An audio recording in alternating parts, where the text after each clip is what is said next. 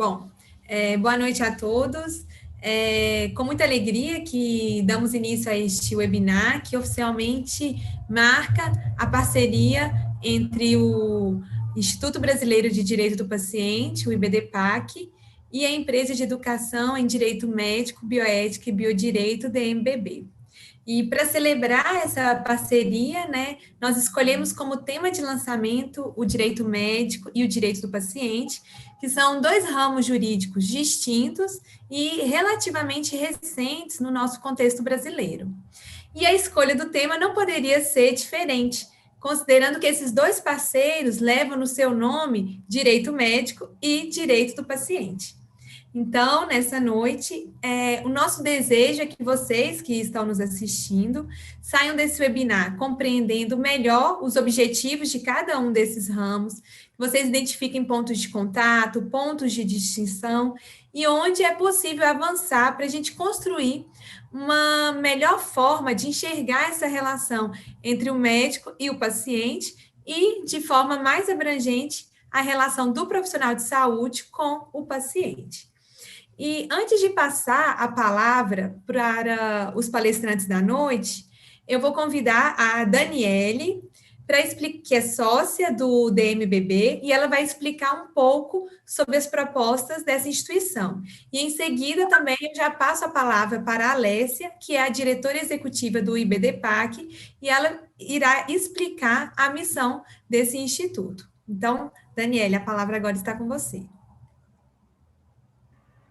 Boa noite a todos. Prazer, né, estar aqui. Grande honra de estar com os meus amigos, meus colegas, e para trazer aqui hoje um novo passo da DMBB. Nós agora realmente somos uma empresa de educação. Eu agradeço aí aos meus sócios, a Kátia e o Renato, por entrarem nessa jornada comigo e para a gente tentar levar um pouco mais de conhecimento e dividir com todo mundo mais um pouquinho da nossa jornada aí dentro do direito médico, da bioética. E o IBDPAC veio justamente para a gente somar mais ainda, dividindo espaço para trazer o conhecimento de vocês em relação ao paciente, que a gente normalmente, né, não aborda por esse enfoque do paciente. Então, a gente achou super válida essa parceria para que a gente pudesse mudar um pouco a visão que hoje, dentro do nosso meio, é tido como uma relação conflituosa. 99% das vezes, as conversas, os assuntos, as lives são sobre conflitos, sobre judicialização e não sobre a boa relação que deve existir. Então, a gente está muito satisfeito e feliz dessa parceria e com certeza vamos trazer aí cursos e mais palestras com esse enfoque, dividindo com vocês todo o nosso conhecimento com o maior prazer. Obrigada, agradeço a equipe do IBDPAC por estar com a gente aí nessa nova etapa. Espero que os nossos frutos sejam muito positivos. Obrigada, Daniele. Passo a palavra, então, para a Alessia, que é a diretora executiva do IBDPAC. Boa noite a todos que acompanham esse webinar. Meus cumprimentos aos membros do DMBB, Daniele, Renato e Kátia, as diretoras do IBDPAC, minhas amigas Kaline, Aline, Nelma, Cíntia e Tatiana. Bom, uma grata satisfação tê-los como parceiros e que essa ponte entre os nossos institutos possa ser um elo mesmo, né, para o fortalecimento dessa cultura positiva nos cuidados em saúde. E coube a mim, com muita alegria, fazer uma breve apresentação do IBDPAC, há pouco tempo, né, 2 meses aí que estamos em ação. E eu vou começar falando um pouco sobre nossa missão institucional. O IBDPAC ele tem como missão institucional, né, a promoção de uma cultura inovadora e construtiva nos cuidados em saúde, mediante o estímulo e a interação colaborativa entre os pacientes, familiares e os profissionais de saúde, tudo isso com base no cuidado centrado no paciente, na comunicação compassiva e empática entre os autores do encontro clínico. Nós, IBDPAC, entendemos, né, e acho que em comum acordo também aí com o DMBB, que o respeito e a promoção dos direitos dos pacientes, né, são a chave para melhorar os resultados em saúde, para a prevenção de eventos adversos e também para a redução da litigância nos cuidados em saúde. E no intuito de disseminar, né, a consciência acerca dos direitos dos pacientes e sua efetivação nas instituições, nós fazemos parcerias como essa que estamos inaugurando, oficializando hoje, né, e também nós produzimos conhecimento qualificado, sobretudo através da oferta de cursos próprios, como, por exemplo, a Escola do Paciente, nós somos os pioneiros, né, nessa área, com muita alegria, cursos jurídicos em direito do paciente, curso de direito do paciente para profissionais da saúde, e também cursos especializados e personalizados, né, de acordo com a demanda. E também nós prestamos consultoria personalizada. Conforme ficou evidenciado, né, o nosso principal eixo de atuação é o eixo educacional, né, e as pontes que construímos somos a partir desse eixo educacional, né, e também de capacitação para a efetivação dos direitos dos pacientes. Mas, assim, eu penso que é importante esclarecer, né, que nós no IPDPAC não atuamos na esfera do litígio, né, ou com demandas judiciais, não é esse o nosso foco principal, pelo contrário, né, os nossos esforços são no sentido de implementação de uma cultura cooperativa, empática e restaurativa nos cuidados em saúde, de uma visão jurídica também inovadora em relação aos autores, né, entre os profissionais de saúde e os pacientes, né, os autores do que a gente chama de encontro clínico. E aí, em consonância com a nossa missão e os princípios de atuação, nós desenvolvemos pesquisa com base na literatura internacional, nos relatórios de organizações internacionais e também nas boas práticas adotadas em outros países, né? Cabe enfatizar que o IBDPAC, assim como também o DMBB, nós contamos com uma equipe multidisciplinar, com uma sólida formação acadêmica, né, aliada também à prática nas nossas áreas de conhecimento e de atuação. E é isso, né? Convidamos toda a comunidade para acompanhar o calendário dos cursos para 2021, inclusive cursos advindos dessa parceria IBDPAC e DMBB, né? E também outras novidades aí relacionadas à produção de conhecimento nas nossas mídias sociais, né? Eu encerro minha brevíssima fala com votos mesmo de que essa parceria tenha vida longa e que possa gerar bons frutos. Kaline, volta a palavra com você. Muito obrigada, Alessia. Então, para celebrar essa parceria, uma parceria oficial aqui, nós escolhemos como tema direito médico e direito do... E eu vou passar agora, então, a palavra para a professora Aline Albuquerque. Ela é diretora executiva do IBDPAC, advogada da União e também professora do programa de pós-graduação em bioética da UNB. E ela irá iniciar, então, a palestra da noite. Obrigada, Kaline. Bem, boa noite a todos. Hoje é um dia de, né, como já foi dito, de grande alegria, dessa parceria que eu tenho certeza que vai ser muito frutífera com o DMBB. Então, hoje, na verdade, é uma noite de celebração, né? Então, eu queria agradecer nominalmente Daniele, Kátia, Renato, né, pela parceria, por esse momento aqui de celebração, para a gente estar junto nessa empreitada, né, que é uma empreitada difícil, de trazer educação para esse campo, né? Tanto o DMBB, que é uma empresa de educação, o Instituto IBDPAC, que também é um instituto que tem como missão promover a educação, então estamos juntos nessa tarefa, né, de promoção da educação, tanto na esfera do direito médico, da bioética, do biodireito e também do direito do paciente, que é o meu objeto hoje, né, da minha fala. Eu vou fazer aqui uma projeção, vou compartilhar com vocês, só um momento. Kaline, tá tudo certo? Só me diz aqui se tá. Perfeito. Só colocar em modo apresentação.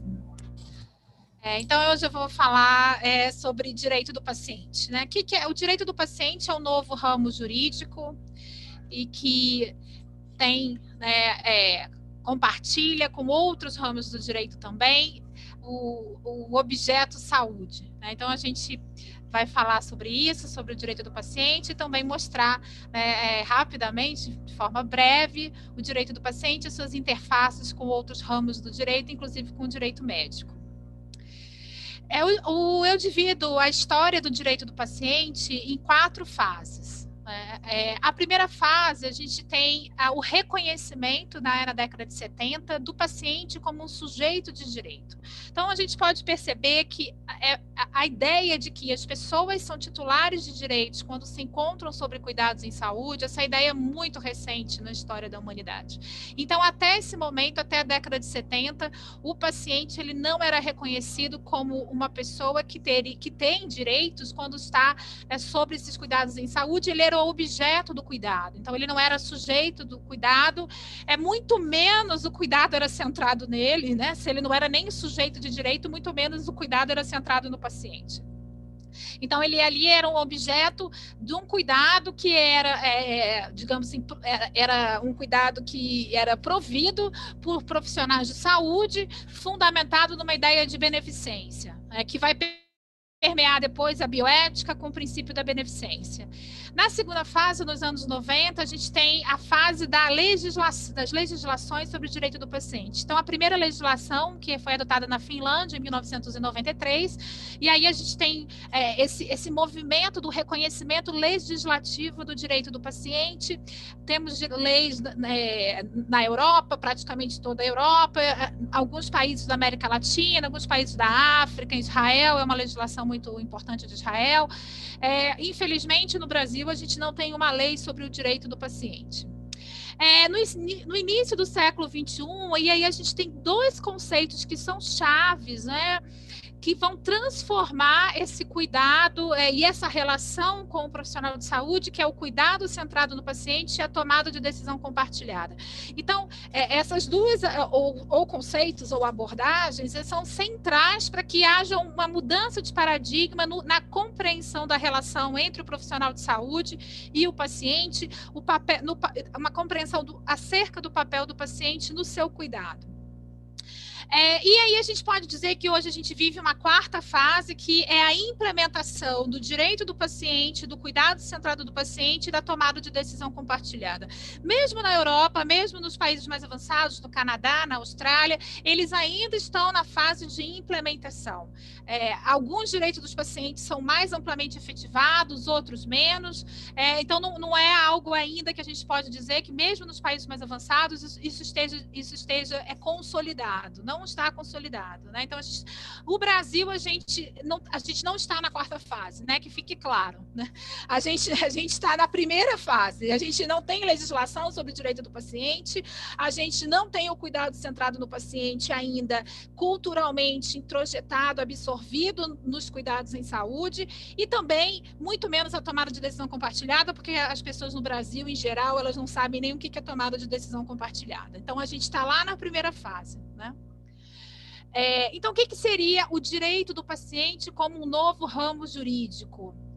Ele vai tratar da legislação, da teoria, da jurisprudência concernente às normas que versam sobre os direitos dos pacientes e seus mecanismos de implementação. O direito do paciente, então, ele tem como foco a proteção e empoderamento do paciente na ambiência clínica, contrapondo-se a uma perspectiva paternalista de cuidado de saúde, fomentando a participação do paciente. Então, é muito importante a gente conjugar o direito do paciente, que tem como objeto de estudo as leis sobre os direitos do paciente e também, obviamente, os mecanismos de implementação, como implementar os direitos dos pacientes. Existem no mundo vários mecanismos de implementação. No Brasil, mais uma vez, a gente não tem mecanismos específicos, não tem órgãos de direito do paciente. Então, para a gente aqui no Brasil, fica muito mais abstrato e distante quando a gente fala sobre mecanismos de implementação, né? Enfim, eu acho que hoje eu não vou dar tempo aqui nessa apresentação de falar sobre esses mecanismos. Isso, né, valeria uma nova apresentação só sobre os mecanismos que existem nos outros países. O direito do paciente, então, ele tem princípios específicos, porque se a gente tem um novo ramo do direito, a gente precisa que esse novo ramo, é necessário que ele tenha princípios próprios, senão ele não tem a autonomia necessária para ser um novo ramo do direito. O princípio da primazia do cuidado centrado no paciente. Então, é um comando no sentido de que os serviços de saúde têm que buscar a valorização, o reconhecimento das necessidades, dos valores, das preferências, dos objetivos dos pacientes, na medida em que o conhecimento técnico que o profissional de saúde tem, ele tem a mesma importância que o conhecimento que o paciente tem sobre sua própria vida, seus estilos de vida, sobre sua cultura, seus valores. Então, não essa simetria de conhecimento técnico, ela vai continuar existindo e ela deve existir. Entretanto, é uma ressignificação do conhecimento do paciente, da importância desse conhecimento que o paciente tem e a ressignificação disso para o cuidado em saúde. Há várias pesquisas que demonstram que o cuidado centrado no paciente traz melhores resultados em saúde, incrementa o processo de comunicação, que é um processo central para os melhores resultados e para evitar a litigância. Um outro princípio é um princípio da promoção da autonomia pessoal, e aqui a gente vai além de uma visão de Bisham-Childress, do princípio do respeito à autonomia, e a autonomia não deve só ser respeitada, a autonomia ela também tem que ser promovida. Então, essa visão que vem de uma visão tradicional de autonomia, de John Stuart Mill, ou seja, do princípio da não ingerência, como se isso fosse suficiente. Não, isso não é suficiente. Cabe ao profissional de saúde ter um papel proativo na promoção dessa autonomia. Um outro princípio também importante, que é um princípio da não instrumentalização, né? Como eu havia falado, até a primeira fase do direito do paciente, o paciente era objeto do cuidado, né? Ainda hoje, há várias situações nas quais o paciente é colocado como um objeto do cuidado, né? Como se o papel do profissional de saúde fosse empreender todas as medidas necessárias para curar ou salvar uma vida, independentemente do sujeito do cuidado que é o paciente. Então, como se ele fosse um objeto de intervenção do profissional de saúde e não como um sujeito ativo naquele processo. Então, o princípio da não instrumentalização, ele traz essa ideia, essa perspectiva, né, de não objetificação, de não reificação do paciente. Um outro princípio importante é um princípio da vedação do tratamento humilhante, desumano ou degradante nos cuidados em saúde. Então, há várias situações que o paciente pode ser colocado nessas condições de situações de humilhação, de degradação, de desumanização, e aqui, né, é um princípio complexo, que não me cabe aqui explicar e detalhar, mas é muito importante também que esse comando ele seja observado também nos cuidados em saúde. E, por fim, o princípio das soluções restaurativas de conflitos. Bem, vamos lá. Se o direito do paciente se fundamenta numa ideia de relação de mutualidade, de construção, de colaboração, e não numa relação adversarial, como que a gente resolve os conflitos entre profissionais de saúde e paciente? Não é por meio da litigância, não é por meio de uma visão adversarial, e sim por meio de soluções restaurativas. Então, aqui a gente traz a ideia de justiça restaurativa, que tem como objetivo restaurar as conexões entre as pessoas. Então, a gente precisa mudar, trocar as nossas lentes, perceber e entender os conflitos que vão existir sempre nos cuidados em saúde, mas não trazer essa cultura adversarial, essa cultura de litigância, que mina, que destrói a fidúcia, a confiança entre o profissional de saúde e o paciente. A gente precisa que essa relação seja construtiva, que ela tenha uma conexão de qualidade, e é isso que a gente acredita, e a gente acredita que a justiça restaurativa é uma boa resposta, uma resposta muito adequada para os conflitos que ocorrem nos cuidados em saúde.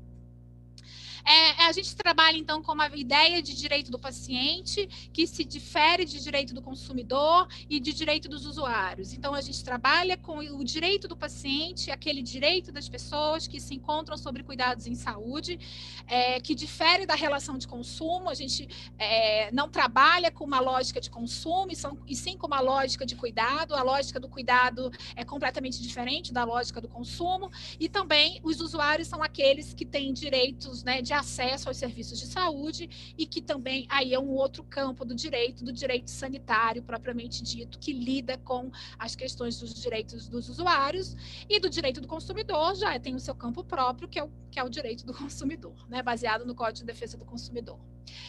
Então, quais são os direitos dos pacientes? Quais são esses elencos? Então, como eu havia falado, os direitos dos pacientes, eles derivam dos direitos humanos, isso é claro na literatura internacional, é um consenso na literatura internacional, e quando a gente fala de direito do paciente, a gente não está falando de direito do consumidor, a gente está falando de direitos que são inerentes à pessoa humana em razão da sua própria dignidade intrínseca, e que, portanto, a gente está falando de direitos que derivam dos direitos humanos.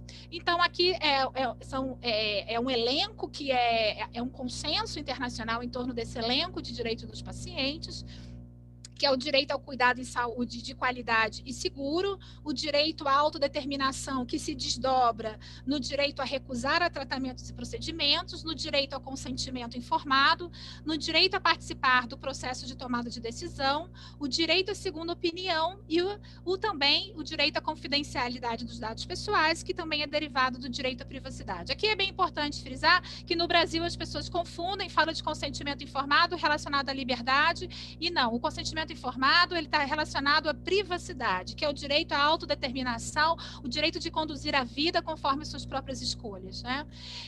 O direito de não ser discriminado, o direito à informação sobre sua condição de saúde, que implica o direito de acesso ao prontuário, o direito aos cuidados em saúde com qualidade e segurança, que também deriva, né, do direito à vida e do direito à saúde. E esse aqui é essencial, ele inexiste no Brasil e ele é essencial para a efetivação e para a redução da litigância adversarial, né? Isso aqui, as pesquisas na Nova Zelândia demonstram que o processamento da queixa administrativa, a resolução dos conflitos, por exemplo, dentro de um hospital, isso praticamente você reduz a litigância a quase a zero, né? A mesma coisa na Noruega. Então, a gente precisa do direito de apresentar uma queixa e o direito à reparação. Isso não existe no nosso país. Então, a gente tem o cuidado em saúde em alguns ramos do direito que vão ali, digamos assim, permear esse cuidado em saúde, que é o biodireito, o direito médico, o direito sanitário e o direito do paciente. São ramos dos direitos distintos, né, com seus próprios princípios, seu próprio objeto de estudo, que tem as suas interfaces, é importante que tenha, mas são ramos distintos, né? E aqui, para a gente já ir finalizando, eu trouxe aqui algumas distinções especificamente em relação ao direito médico. O direito do paciente, ele tem fundamento no modelo mutualício de relação entre profissional e paciente. Realmente, o direito do paciente, ele aposta nessa conexão positiva, construtiva com o profissional de saúde. Por quê? Porque isso é benéfico para o paciente, né? Isso é importante para o paciente. Então, o fato de se reconhecer direito do paciente, isso de forma alguma pode ser entendido como algo que se contrapõe à importância ou ao papel relevante do profissional de saúde nessa relação. E, ao contrário também do que se pensa, os países que reconhecem o direito do paciente, que reconhecem formas de lidar com os conflitos de forma não adversarial, o processo contra os médicos, o número de processos é menor,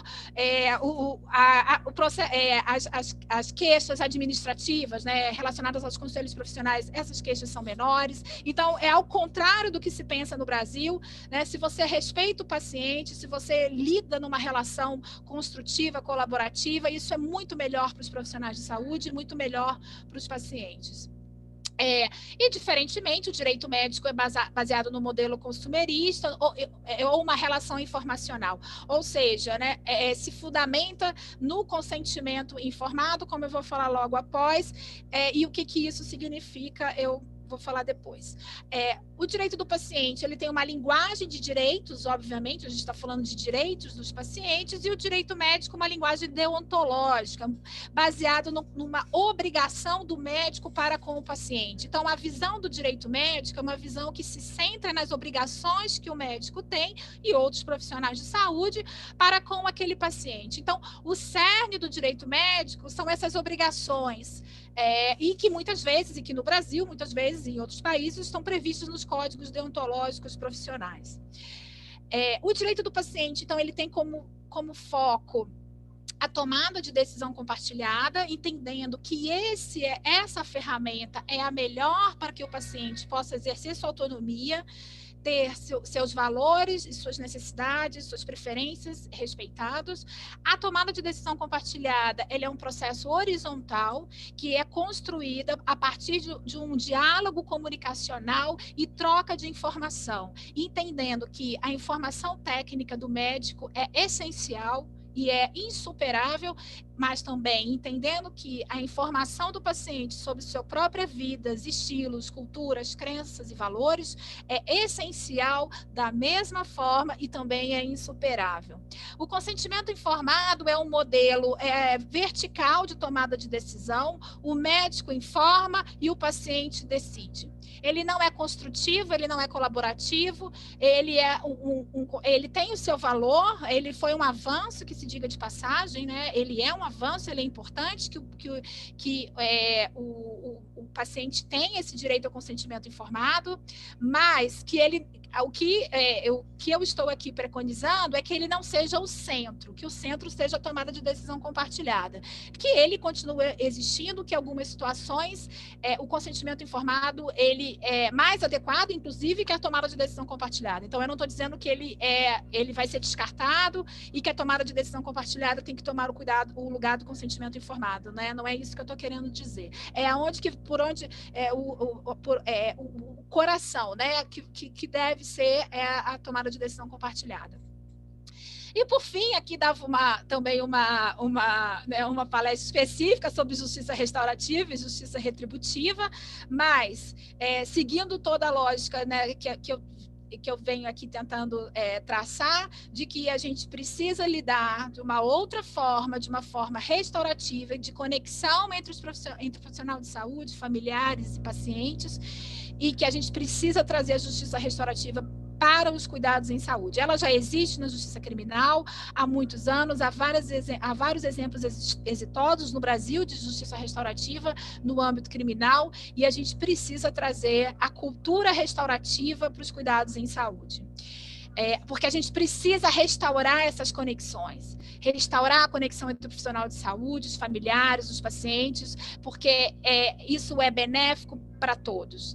As pesquisas mostram, inclusive pesquisas mostram, que os hospitais que introduziram a cultura restaurativa, os profissionais de saúde têm menos estresse, menos burnout. Então, isso eu não estou falando só do ponto de vista do paciente, eu estou falando do ponto de vista do profissional também.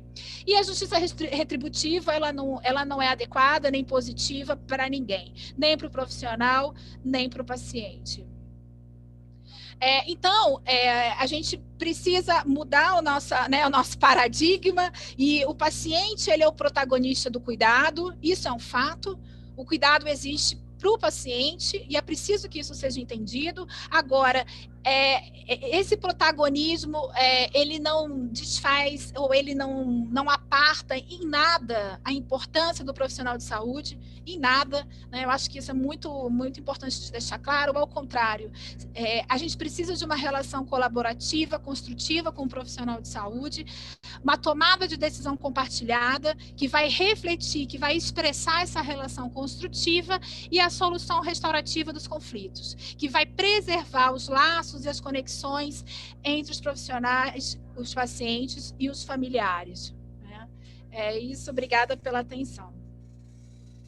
Eu agradeço a professora Aline pela sua fala, né, uma exposição bastante fundamentada, bem esclarecedora, mas apesar de ser breve, tenho certeza que muito conteúdo aqui daria um novo webinar, né, teremos pontos aqui para vários webinars. E agora eu vou passar a palavra para o Renato Battaglia, espero que eu tenha pronunciado corretamente, que é sócio do DMBB e ele também é presidente da Comissão de Direito Médico da OAB e também presidente da Comissão de Direito Médico do Instituto dos Advogados Brasileiros. Com você a palavra, Renato. Obrigado, boa noite. Bom, primeiro, queria cumprimentar todas vocês. Eu descobri que eu sou o bendito fruto, né? Nós estamos falando aí 8 mulheres e acho que vocês descobriram que eu tenho um lado feminino exacerbado e me incluíram no grupo, senão eu não teria entrado. Deve ser. Então, boa noite, vamos lá. A Aline, a Alessia, a Cíntia, Kaline, Nelma, Daniela e Kátia. Boa noite a todas e a todos que vierem ou que estejam nos ouvindo. Eu preparei um roteirinho hoje à tarde, tá? Preparei um roteiro aqui sobre o que dizer a respeito desses temas. E depois da fala da professora Aline, eu vou continuar me guiando por esse roteiro, mas uma série de ideias vieram à minha cabeça. Tá? Concordo que nós estamos praticamente zero, nós não temos legislação. Estão me ouvindo bem? Estou falando muito baixo? Eu estou sem noção de som, estou sem retorno. Tá? Está perfeito, Renato. Olha, nós não temos legislação na maneira como a professora Aline colocou. Quer dizer, o direito do paciente dentro do Brasil hoje ficou claro para mim que é uma situação ainda que vai exigir muita luta, é uma situação distante que nós temos que trazer para a realidade. Isso para mim está muito claro, né? A justiça restaurativa que ela fala é uma coisa também não é muito antiga no Brasil, e a gente já, antes até de eu ouvir falar em justiça restaurativa, há exatamente 20 anos, em 2000, eu fui buscar uma formação em mediação de conflitos, pensando especificamente na área da saúde, tá? Com a ideia de que, quando eu processo alguém, eu quero um advogado muito combativo para ganhar a causa para mim, e o que vai acontecer com o outro não é problema meu. Então, isso é justiça, né? Como a gente fala, o advogado sai da faculdade de lança e escudo na mão para matar ou para morrer. Quando eu quero preservar as relações, eu não uso justiça. Quando eu quero preservar as relações, eu busco métodos autocompositivos, métodos que tentem aproximar as pessoas, construir um consenso, construir uma relação que todo mundo chama de ganha-ganha. Na justiça, a relação tradicional é ganha-perde. Um lado ganha, um lado perde. Então, quando eu pensei em mediação, e lá se vão 20 anos, a ideia era exatamente essa, era preservar a relação entre o médico e o paciente, tentar ver se constrói um acordo, um consenso, através da facilitação do diálogo por um terceiro neutro imparcial, que seria o mediador. Eu achei isso tão fascinante que da mediação eu resolvi fazer direito. Até aquela época eu era apenas médico e mais nada. Foi depois da mediação, em 2000, que isso mudou a minha vida.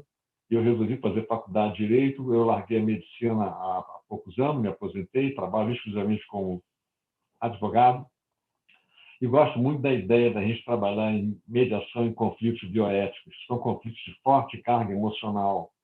É uma coisa muito complicada, é uma coisa muito específica, diferente até daquilo que hoje eu pelo menos, chamo de mediação tradicional, né?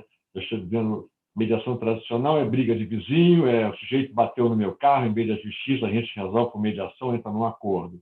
Então, eu estou falando de coisas mais, vamos dizer assim, mais mundanas, mais facilmente negociáveis.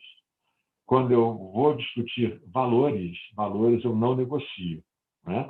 Eu compro um apartamento, eu vendo um carro, mas valores eu não negocio. E quando eu falo de conflitos bioéticos, estou falando de valores. Estou falando de questões de vida e morte, estou falando de autonomia, né? Estou falando de valores.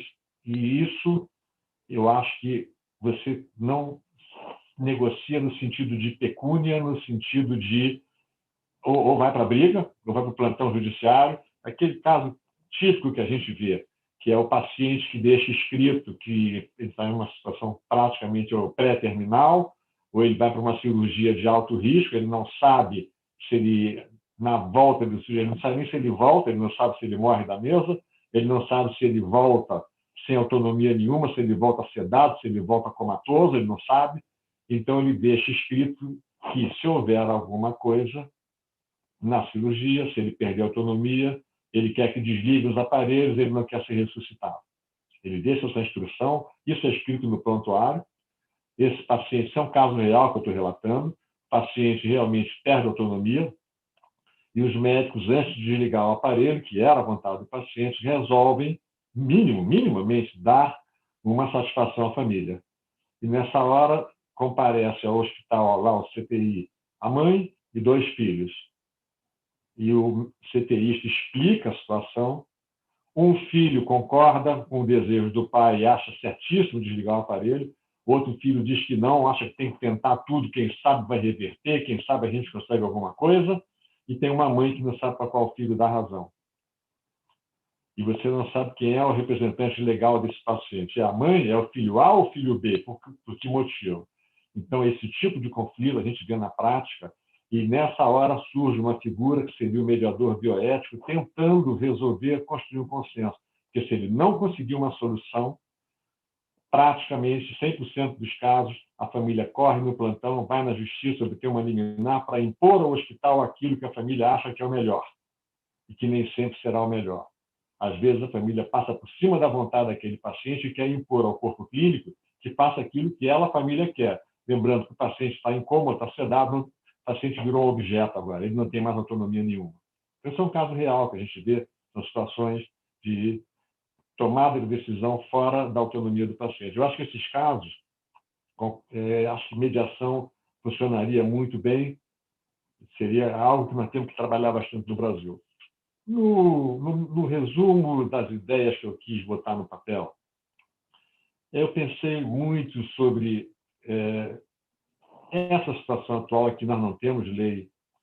E quando eu penso, eu tenho que pensar pela média, ou pelo menos eu tenho que ser um cara otimista e partir do princípio que eu tenho bons profissionais de qualquer área. Eu tenho bons médicos, maus políticos, maus advogados, maus juízes, eu tenho bons e maus em tudo.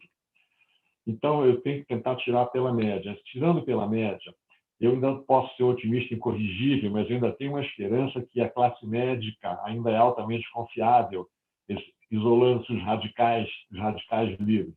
Estou querendo dizer com isso o seguinte: quando a gente faz uma pesquisa para ver como funciona, ou como vinha funcionando a relação médico-paciente através dos tempos, a gente descobre uma coisa interessantíssima. A gente descobre que, desde muito tempo, sempre houve uma preocupação dentro da área médica em respeito ao paciente, ou tentar entender o paciente.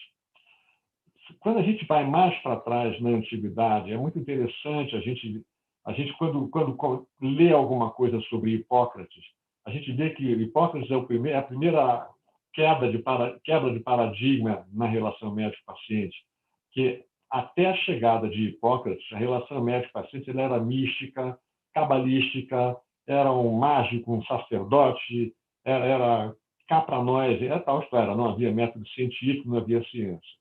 Hipócrates é o primeiro sujeito que vira e fala: só, não é nada disso, não é nada de murmurar a frase desconexa, vá para a beira do leito, senta do lado do paciente, converse com o paciente, ouça o paciente e faça anotações. Então, ele inaugura o chamado método de cabeceira de cama, quando ele fala: isso é o espírito científico. Era a tecnologia que tinha na época, usar as mãos, o ouvido, os olhos. Mais ou menos uns 500 anos depois, vem uma segunda ruptura, que é um médico chamado Galeno. Galeno percebe que não é só isso, ele percebe que há alguma coisa a mais, há um plus. E esse plus, ele diz que é a confiança do paciente no médico.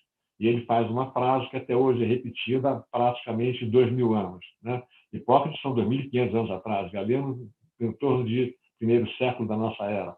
A frase famosa do Galeno é: cura melhor quem tem a confiança do paciente. E você só pode ter a confiança do paciente na medida em que você explica, você orienta, você conversa, você interage com o paciente. Senão você não consegue ter a confiança dele. Essa frase eu acho que está atualíssima até hoje. Na prática médica, você vê que quando o paciente adere ao tratamento, quando ele acredita no médico, ele se sente ouvido, respeitado, a possibilidade de cura ou de um melhor tratamento é muito aumentada. E quando o paciente desconfia do médico, a coisa desanda. Então, é muito interessante isso. Na sequência histórica, eu posso dizer que houve uma tentativa ao longo do tempo do médico de esclarecer o paciente o que seria feito com ele. Há uns relatos interessantíssimos. Há um relato de um cirurgião inglês, de 1639, o nome dele era John Woodall, Esse camarada ele era cirurgião de navio. Eu suponho que ele era cirurgião de pirata, porque os ingleses são piratas notórios, 1639, a pirataria comia solta aí nos oceanos. Esse camarada era um cirurgião embarcado. E ele descreve uma coisa interessantíssima, a técnica dele de amputação. E ele fala, eu estou imaginando um pé diabético, estou imaginando uma gangrena, e que ele fala que para amputar o pé do paciente, primeiro obtenha o consentimento dele. E espere o paciente pedir isso para você. E a descrição do livrinho que ele escreveu, o companheiro cirurgião, fala que com o consentimento do paciente, eu só preciso de 3 pessoas para me ajudar a amputar aquele pé. Sem o consentimento do paciente, eu vou ter que amputar aquele pé de qualquer maneira, eu vou precisar de meia dúzia. Indo mais adiante, em 1833, um cirurgião americano, ele faz o primeiro termo de consentimento informado em pesquisa. É muito interessante isso. Em 1833, eu anotei até a data aqui, 19 de outubro de 1833. Ele está fazendo, amanhã vai fazer mais aí 100 e poucos anos. Faz a conta aí, né? O que era esse consentimento informado? Era uma pesquisa feita num soldado. Esse camarada ele teve dilacerada a parede abdominal, com exposição do abdômen, e aquela lesão foi uma coisa única. Aquela lesão não fechava e permitia a observação do abdômen. O que tem interessante aqui é que foi feito um contrato em que o paciente se colocou à disposição do médico pelo período de 1 ano, recebendo $150 anuais, que era uma pequena fortuna na época, mas havia uma cláusula que a hora que o paciente dissesse não quero mais, estava encerrada a experiência, e esse cirurgião americano, o Beaumont, ele é considerado hoje o pai da gastroenterologia. Ali começa, ele teve essa chance de poder fazer experiência e anotar o que ele percebeu nesse estudo. O que eu acho interessante aí é um contrato de pesquisa com consentimento em que o paciente pode cancelar a hora que ele quiser, né? Quando eu fui buscar a legislação brasileira, o que tinha de consentimento informado, etc., eu descobri que no primeiro código se tem notícia de deontologia da área médica, esse código é de 1931. Para vocês entenderem o que eu estou falando, em 1931 não existia nem Conselho Federal de Medicina. O Conselho Federal de Medicina é de 1957 e 58, a lei é 3268 e 57. Não existia sequer a Associação Médica Brasileira, que é de 53 e 54. Então, em 1931, Rio de Janeiro, capital da República, houve o primeiro congresso do Sindicato Médico e, nesse congresso, sai um código de deontologia médica que diz que o consentimento do paciente é fundamental. E todos os códigos de ética médica que deram depois disso, de 53, 65, todos os códigos de ética médica, eles sempre falam, há uma série de artigos que falam sobre o consentimento do paciente é fundamental, falam sobre é vedado ao médico impor a sua vontade. Mas tem médico que impõe. Sinto muito, ele não está atendendo o código, porque o código é muito claro. Está muito claro no código que o médico não pode usar o seu consentimento para induzir o paciente. O médico não pode desrespeitar a autonomia do paciente. O médico não pode negar o direito de uma segunda opinião, etc., etc. Chega a ter, eu anotei, um capítulo inteiro sobre sigilo médico. Tá? Então, nós temos uma série de normas que foram elaboradas a partir de conselhos de medicina ou de instituições de medicina, e que essas normas, se elas fossem integralmente respeitadas, nós não teríamos, talvez, tanto problema como temos hoje. Eu fico me perguntando por que será que os pacientes judicializam tanto? Né? A gente ouve falar que a judicialização está em excesso. Eu acho que, sem dúvida, a principal razão pela qual os pacientes judicializam é má relação médico-paciente. A gente vê na prática que quando a relação médico-paciente é boa, mesmo diante de um erro de pequena intensidade, a família ou o paciente não processam o médico. E, ao contrário, quando a relação médico-paciente é ruim, ao menor errinho, esse médico vai ser processado. Isso a gente vê na prática, de modo geral, os médicos já entenderam isso. Então, acho que a primeira razão pela qual os pacientes judicializam é a relação médico-paciente ruim. Eu digo também de brincadeira, o doutor, atender bem está incluído na consulta. Você tem que atender o paciente bem. Você tem que ouvir o paciente. Há uma série de publicações que mostram que, na média, Os médicos interrompem os pacientes com 16 segundos de consulta.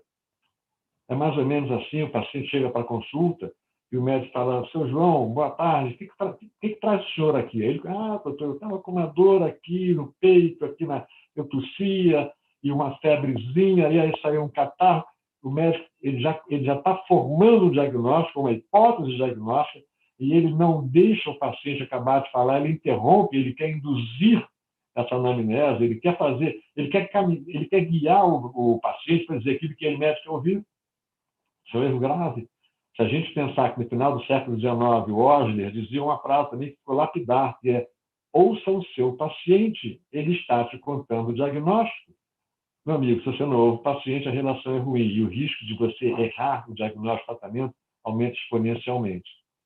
Então, o que eu noto é que eu não diria ter havido uma falha das instituições médicas nessa parte de relacionamento, respeito ao paciente, etc., etc. Há sim, e sempre vai haver os maus profissionais, sempre vai haver aquele médico impositivo, aquele médico que acha que porque o desnível é muito grande, o médico conhece muito a medicina e o paciente, obviamente, não.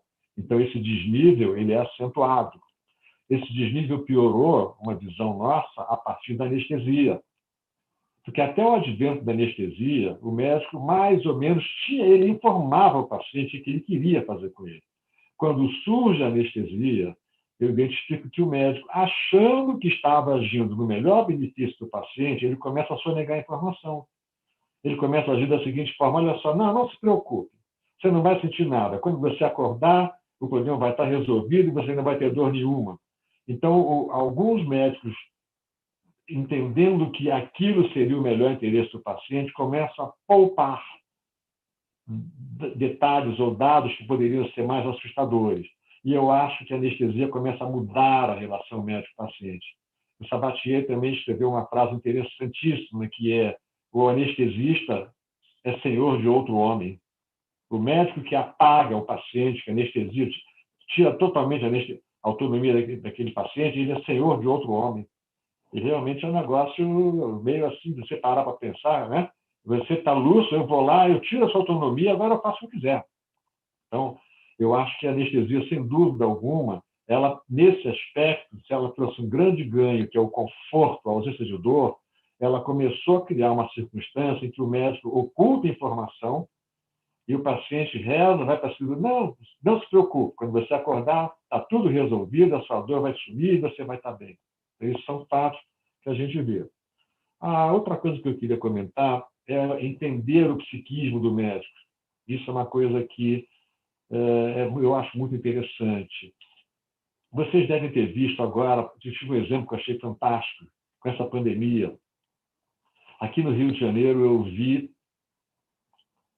propositura de se antecipar formatura de estudantes de medicina de último período para que eles fossem para a linha de frente para atuar na Covid. E, pasmem, eu achei que eles não iriam, e foram. E aí eu lembrei do psiquismo do médico, para a gente entender como é que funciona a cabeça do médico. A cabeça de médico é diferente, não vou dizer que ela é melhor nem pior, ela é diferente. O médico, ele é um sujeito que ele não te conhece, ele nunca te viu antes, mas na cabeça dele, ele é o guardião, ele é o responsável, ele tem aquela força ética, moral de fazer o melhor possível por você. Não existe médico que fala: puxa, cara, me infarta agora não, estou muito cansado, eu dei um plantão, nada disso. Quer dizer, na cabeça do médico, ele tem uma missão, essa é a missão dele. Então, não me surpreende que estudantes de medicina de último período topem um desafio desse, de ir para uma linha de frente. Ele não tem nem muito preparo para isso, se bobear, não tinha nem infraestrutura para isso. Mas faz parte do psiquismo do médico. Eu acho que isso tem que ser olhado por um lado bom, mas também tem que ser olhado por outro lado, que é preciso um certo cuidado e ter a ideia de que hoje você é médico, mas amanhã você pode ser paciente.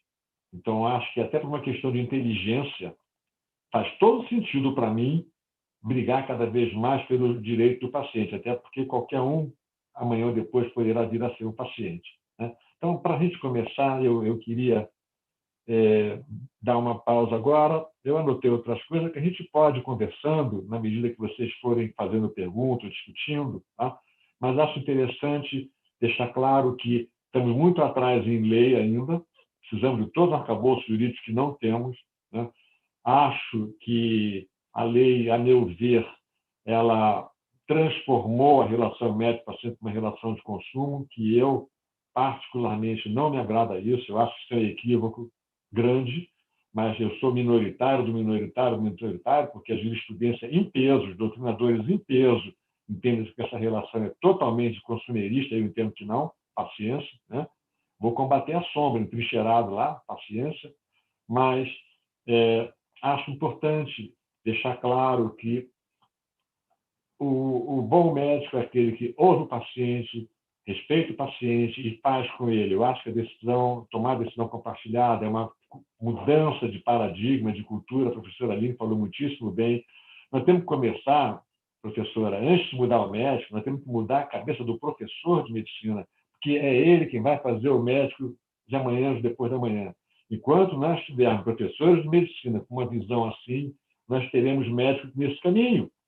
Então, eu acho que a nossa luta ela tem que visar, o primeiro objetivo nosso é conscientizar, claro, que a sociedade como um todo, mas temos que olhar a cabeça do professor de medicina, porque é ele quem faz o médico de amanhã, o médico que vai vir aí. Tá? Por agora era isso, obrigado. Aguardo aí perguntas, discussões, o que vocês quiserem. Devolvo a palavra para a Kaline. Muito obrigado. Muito obrigada, Renato, pela sua exposição, também bastante esclarecedora, baseada no estudo do direito médico, baseado na sua vivência como advogado, como médico. Você trouxe aí o histórico da medicina, a professora Aline também trouxe um histórico do desenvolvimento desse ramo do direito do paciente, e o que ficou bastante claro é que nós precisamos avançar. E na sua fala final, você tocou a importância da educação, e tanto o DMBB quanto o IBDPAC são um instituto e uma empresa de educação que se propõe a isso, a modificar a mentalidade e a modificar a forma como essa relação entre o paciente e o profissional de saúde ela é compreendida. Algumas pessoas já estão fazendo perguntas através do YouTube, através do chat no YouTube. A gente vai responder aqui na medida do possível.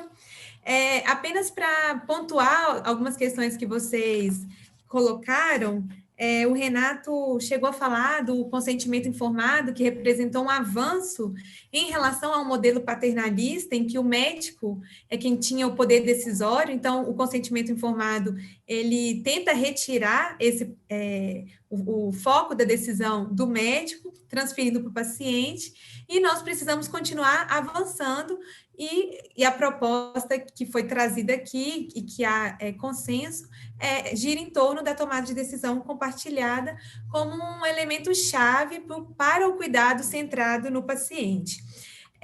A Daniela, aqui no YouTube, ela está mencionando como que enxergar essa relação entre o profissional de saúde e o paciente através do Código de Defesa do Consumidor, como que isso é prejudicial, e de fato e há também aqui um consenso, tanto da fala da professora Aline, quanto na fala do Renato. Essa é uma relação que não pode ser compreendida como uma relação consumerista, e é por isso que nós precisamos de um novo ramo do direito, que é o direito do paciente. Então, essas questões conflituosas não podem ser mais tratadas através do direito do consumidor. O direito do consumidor não tem as ferramentas necessárias. E vocês falaram a professora Aline falou em soluções restaurativas, o Renato falou em mediação, né, uma nova forma de trabalhar essas questões conflituosas, e a Fernanda, ela está perguntando como, então, seria a atuação do advogado dentro dessa justiça restaurativa. Haveria algum papel para o advogado desempenhar nessa mediação ou dentro de alguma solução restaurativa? Vocês conseguem vislumbrar? Posso falar da mediação. A Aline pode falar da justiça restaurativa. Quer que eu comece? Não. Pode começar. Eu vejo o seguinte, na mediação, Eu estou até pensando em mediação, obviamente, extrajudicial. Não estou nem pensando em tribunal. Eu já falei de brincadeira que eu tenho um sonho na minha vida, é tirar fora o contencioso. Eu tenho um sonho de não precisar mais ao TJ. TJ vai ser só para homologar acordo extrajudicial por mediação. Eu estou imaginando o paciente, o seu advogado, o médico, o seu advogado e o mediador. Estou imaginando isso. Estou imaginando a mediação desse conflito. Os advogados atuando ao lado dos seus pacientes, orientando. Esse é um caminho. Existe uma coisa além, que é a chamada prática colaborativa. Na prática colaborativa, até ganhou o prêmio Novares, se me fala em memória, uns 4 ou 5 anos atrás, um trabalho maravilhoso da Olivia Furso, advogada, quem praticamente trouxe prática colaborativa para o Brasil, a partir do estudo da Pauline Tesler. Você tem o quê? Você tem a prática colaborativa Comissão de Direito de Família, e nós estamos tentando adaptar isso para a saúde, mas não está fácil. Você tem uma pessoa que, no caso de direito de família, vamos dizer, o futuro ex-marido, a futura ex-mulher, e você tem lá a construção de um consenso, você tem um psicólogo, se tiver menor de idade, você tem até um financeiro que vai examinar a situação, patrimônio dos bens desse casal, patrimônio e bem desse casal, e tudo é feito dentro de um escritório de advocacia, usando-se técnicas de negociação. Esse advogado americano que iniciou isso há alguns anos, ele se orgulhava de que não tinha mais que ir ao tribunal. E eu conheço advogado aqui no Rio de Janeiro que, em direito de família, não faz mais tribunal, só faz prática colaborativa em direito de família com praticamente 100% de resolução no consultório. Um espetáculo. Na saúde, isso não existe ainda. Está difícil você conseguir, porque é toda uma mudança de cultura. Como eu trabalho basicamente fazendo contestação, como eu trabalho basicamente no polo passivo, quando o processo chega para mim, já houve distribuição. Se já houve distribuição, não tem mais o que tentar negociar. Então é difícil. Nós temos que mudar a cultura das pessoas para que, em vez de buscar o judiciário, elas tentassem primeiro buscar o mediador, ou tentassem primeiro buscar um advogado especialista que atue com prática colaborativa. Né? Justiça restaurativa, eu deixo para a professora Aline responder. Como é que seria o papel da advogada na justiça restaurativa? Mas... Bem, se a mediação, né, Renato, ainda está nesse pé tão incipiente assim, imagina a justiça restaurativa na área da saúde. Então, como é que seria? Ocorreu um evento adverso, ocorreu um erro assistencial, a vítima seria acolhida por uma equipe multiprofissional, notadamente porque essa vítima ela tem necessidades psicológicas muito, muito fortes após a ocorrência desse evento adverso. Se faria um círculo restaurativo, não precisa de advogado. A justiça restaurativa, os círculos restaurativos não trabalham com advogado. Você tem ali um facilitador que não precisa ser advogado. E aí sim, aí tem um outro porém, que aí eu não vou entrar nessa discussão, mas é um ponto importante, que é um sistema de reparação sem culpa, né? Como é na Áustria, como é na Nova Zelândia, como é na Noruega, ou seja, a vítima ela vai receber um valor pelo erro, pelo evento adverso, e não tem nenhuma necessidade de provar culpa do profissional. A gente precisa discutir isso no Brasil. Então, na justiça restaurativa, ou seja, no círculo, você tem os círculos restaurativos, ou pode ser outras formas de práticas restaurativas, como conferências restaurativas, existem várias pelo mundo, e aí se faria isso e se construiria um consenso. A questão que aí eu sei que aí o Renato traz com muita propriedade, é porque você provavelmente ali aquele acordo, né, que é feito, ele teria que seguir depois dos trâmites de um acordo nos moldes da mediação para ele ter uma validade jurídica, né? Isso eu sei, e aí poderia ter o papel do advogado, mas eu não estou falando sobre isso, né? Eu estou falando sobre a prática restaurativa em si, que ela é uma prática que ela não tem, digamos assim, essas questões jurídicas, porque ela não almeja uma solução jurídica. A justiça restaurativa, ela almeja a restauração das conexões. Então, ela não tem uma finalidade jurídica. Então, por isso que ela não precisa de advogado. É uma outra lógica, completamente da lógica que é aplicada à mediação, inclusive, né? Então, é bem diferente, inclusive, da mediação.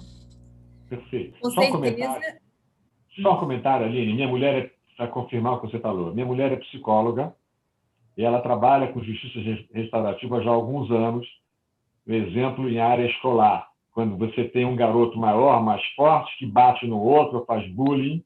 Então, a minha mulher tem atuado nesses casos no sentido de fazer o agressor entender o dano que causou o outro, por que isso, quer dizer, tentar restaurar essa relação entre os dois, sem cultura de punição, sem judicialização. Exatamente isso. É um exemplo que eu vejo na área escolar. Exato, e você falou da área escolar que existe isso, e por que não trazer essa lógica de restaurar conexões para a saúde, né? E aqui no Brasil, infelizmente, a gente ainda não tem, né? Estamos caminhando na mediação, que dirá em relação às soluções restaurativas. Foi tratado aqui a questão do onde que o Brasil se encontra nas fases de direito do paciente, né? E a gente viu que, infelizmente, nós estamos nem sequer na primeira fase, porque nós não temos uma legislação, nós não temos um estatuto e estamos distantes de alguns países da América Latina, como Argentina, Equador, Chile, que são países que contam com uma legislação específica de direitos dos pacientes. E aí aqui uma pergunta também tanto para a professora Aline quanto para o Renato, porque quando se fala em normas relacionadas aos direitos dos pacientes, observa-se um grande temor que alguns profissionais de saúde, em especial os médicos, um medo de que a aprovação de um estatuto leve ao aumento de ações judiciais. Então, a minha pergunta é, em que medida esse medo, esse temor que alguns sentem, em que medida que isso seria verdade? Olha, eu acho que não. Eu acho que isso vai assustar o mau médico. Aquele médico grosseiro, aquele médico desumano, aquele médico que não ouve, que não tem respeito ao paciente, ele pode ficar um pouco preocupado, achando, epa, agora tem uma lei. Pode ser. Mas acho que um estatuto, ou um código, ou, enfim, uma lei, enfim, né? Como está tramitando lá a segurança do paciente, eu acho que para o médico ético, tenho certeza que ele será favorável, ele não vai se sentir afetado, ou atingido, ou amedrontado por uma norma dessa. Eu acho que não. Então, como eu havia falado, nos países que contam com leis sobre o direito do paciente, eles também criaram, eu posso chamar de, alguns são serviços, alguns são agências, alguns são órgãos, que fazem digamos assim, a implementação dessa lei. Então, fazem campanhas, recebem essas queixas, de forma que a judicialização, ela diminui. Então, se há esse temor, ele não é correspondente à realidade.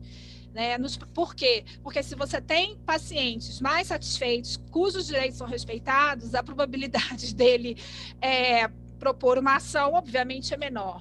Pesquisa nos Estados Unidos mostra que 82% dos litígios decorre da má comunicação, da falha na comunicação, como o Renato havia apontado antes, né, Renato? Então, assim, só corroborando, o que você havia dito. Então, assim, se a gente tem uma melhor relação, uma relação de qualidade, uma comunicação de qualidade, empática, direitos respeitados, não há que temer judicialização, né? Não há que temer judicialização. Correto, é um temor de fato infundado. Perdão, Renato. Só um aspecto interessante que programa, claro que não no Brasil, tá? A gente viu isso nos Estados Unidos, que é estimular o médico a revelar, o no disclosure, ele revelar um erro, ele revelar uma falha que ele cometeu. O problema do médico revelar um erro é o medo de fazer confissão e tomar um processo. Então, existe uma cultura toda, quando a gente pensa em segurança do paciente, existe todo um estímulo para que o médico... Primeiro é saber que cometeu o erro é o próprio médico. Quando o médico percebe que ele cometeu o erro, ele pode varrer para baixo do tapete, não precisa nem de um perito para dizer que ele errou. Ele sabe lá no íntimo que errou. Isso costuma ser devastador para o médico que tem um perfil ético, com aquele psiquismo de eu sou um agente do bem, né? Não fazer o mal, se possível fazer o bem, respeitar a autonomia das pessoas. Então, esse médico costuma ficar devastado quando ele sabe que ele cometeu um erro. e aí ele pode ficar tentado a não falar nada, a esconder. Eu andei lendo já há alguns anos trabalhos americanos que mostravam até hospitais de ponta com serviço de psicoterapia breve para atender esse médico. O médico, alguns deprimiam, alguns se afundavam, ficavam mal. Aqui no Brasil, eu conheço médico que abandonou a medicina, que sabe que causou um dano irreparável a um paciente, conheço casos. Conheço médico que não faz mais cirurgia, porque sabe que causou um dano, só faz clínica, conheço. Tá? Mas acho importante essa ideia de que nós temos que ter uma cultura não necessariamente punitivista, porque enquanto ela for punitivista, o médico, mau médico, ele tenderá a continuar errando e escondendo. Ele erra e esconde, por medo da punição. Então, nós temos que criar mecanismos para estimular a confissão, como forma de rever os processos. Por que errou? Ele está dizendo aqui que cometeu um erro ou um quase erro. Por quê? Vamos rever os processos para que esse quase erro não ocorra novamente. Era isso. Só um instantinho, Kaline, pegando esse gancho do Renato. Então, assim, na justiça restaurativa, na cultura restaurativa, o profissional de saúde que causou o dano, ele também pode ser considerado uma segunda vítima, cujas necessidades devem ser atendidas da mesma forma que a primeira vítima. Né? Então, é uma outra visão, na medida em que a justiça restaurativa, a cultura restaurativa não centra, né, a atenção no autor do fato de forma a puni-lo, né? Não que a responsabilidade dele não possa ser apurada, mas isso não é o centro, e sim o atendimento das necessidades das vítimas e a reconexão, né, das pessoas envolvidas no fato. Né? Então, assim, só para trazer esse elemento, né, colaborando com o que o Renato havia dito. Perfeito, é isso aí. Obrigada pelos esclarecimentos. Fica bastante claro que precisamos migrar dessa cultura punitivista para uma cultura restaurativa e que isso traz benefícios não apenas para as partes envolvidas, mas para todos aqueles que são submetidos a cuidados em saúde, né? O impacto positivo vai além das partes. Foram feitas, então, essas perguntas pelo YouTube. Eu vou passar a palavra para a Daniele. A Daniele, ela é sócia do DMBB e ela também quer fazer algumas perguntas. Então, agora a palavra é com você, Dani. Então, eu tinha preparado aqui algumas perguntas, mas aí acabou que eles foram falando nesse debate, aí já foram respondendo algumas delas. Uma delas era para que a Aline exemplificasse um pouco o que ela falou sobre a justiça restaurativa e retributiva, porque eu tenho certeza que muitas das pessoas que estão aqui nos ouvindo não têm ideia do que esses termos significam na prática. Aí eu queria que ela falasse mais um pouquinho para a gente sobre essa prática, fazer esse comparativo um pouco mais profundo, que a gente está com tempo ainda, e trazer essa novidade aqui, que a gente possa aplicar no nosso dia a dia, né, do direito médico, que a gente atua ativamente, infelizmente, no contencioso. Então, a gente precisa começar a aplicar isso aí nessa esfera conciliatória, como o Renato deseja aí, que a gente consiga alcançar um dia no nosso escritório. Fala um pouquinho para a gente, Aline, da sua visão desses dois institutos aí. Tá, eu vou tentar ser sucinta para não tomar muito tempo. Então, eu vou chamar de abordagem restaurativa, que ela envolve uma cultura restaurativa. Estou falando na saúde, tá certo? Eu não estou falando em geral, tá? Porque aí você tem aspectos, né, na área criminal, e eu estou falando na área da saúde, né? Porque normalmente isso é usado na área criminal, né? Então, quando as pessoas forem buscar, vão ler isso, por isso que eu estou falando, para você trazer a sua visão da saúde, para a gente poder aplicar de uma forma... Isso, estou trazendo para a área da saúde. Então, assim, a gente tem uma abordagem restaurativa que ela envolve práticas restaurativas, uma cultura restaurativa e uma justiça restaurativa na área da saúde. Então, a cultura restaurativa na área da saúde, ela vai envolver, vou tentar ser, né, porque é complexo, mas eu vou tentar ser sintético. Ela vai envolver três dimensões. Na elaboração das normas, vou falar de um hospital, tá?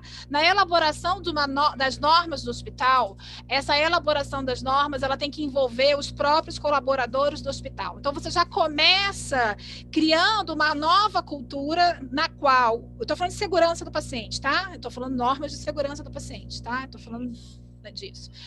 Aí você já começa a envolver o colaborador, que são os profissionais de saúde, no processo, e ele se sente muito mais engajado a cumprir as normas de segurança do paciente. Isso já previne o evento adverso. Outra coisa, então, como é que vai ser eu estou falando dessa apuração, né? Então, essa apuração, usualmente, o que ela se baseia? Quem é o autor do fato, né? O que ele fez de errado e como puni-lo? Essa é a visão retributiva de justiça. Ela é uma visão retrospectiva. A justiça restaurativa, ela vai se centrar num processo de apuração, isso na cultura restaurativa, e aí você aplica a justiça numa cultura organizacional. Então, a cultura organizacional, ela é do hospital, ela é mais ampla, ela envolve até antes do fato. A justiça restaurativa, ela é aplicada pós-fato. O evento adverso ocorreu, e aí você aplica a justiça. Está dando para entender? A cultura, ela é mais ampla, e a justiça é pós-fato. Certo? Tudo bem? Então, a justiça, só para entender, né, porque eu estou tentando explicar rapidamente. Então, a justiça restaurativa, como eu havia dito antes, né, ela vai lidar com o pós-fato, como lidar com esse fato que aconteceu. A cultura restaurativa é uma cultura organizacional, que diz a respeito, inclusive, ao processo de elaboração das normas de segurança do paciente. Então, são duas coisas diferentes. E as práticas restaurativas são as práticas que a justiça e a cultura, que são mais abrangentes, vão adotar. Então, pode ser, por exemplo, uma conferência restaurativa, um círculo restaurativo, que agora não dá para explicar as diferenças, mas são coisas diferentes. Também pode se envolver também uma conferência também intrafamiliar, dependendo, né, da questão que tiver ali posta. Então, são várias práticas diferentes, com várias dinâmicas diferentes. Inclusive, no Brasil, se usa muito o círculo de paz, né, na justiça restaurativa criminal.